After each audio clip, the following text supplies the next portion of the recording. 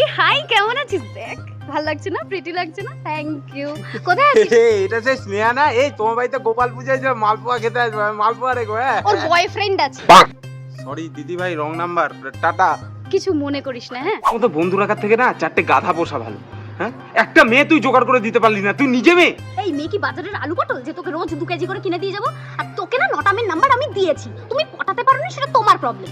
সবাই বলছে আমাকে নাকি বন্ধু হিসাবে মানায়, বয়ফ্রেন্ড হিসাবে কেউ রাখতে চায় না। খুব স্বাভাবিক, কারণ মানুষ তো মানুষকে ডেট করে। তুই তো জানো। আর এই রিয়া, তুই তো আসতে পারিস রে আমাদের বাড়িতে। না রে, এখন অফিসে চাপে না, একদম সময় পাই না। তাহলে উইকেন্ডে হ্যাঁ হ্যাঁ যাবো। ওকে, টাটা। টাটা। মহিলাটাই কিন্তু ঝাক্কাস দেখতে, হ্যাঁ টপ।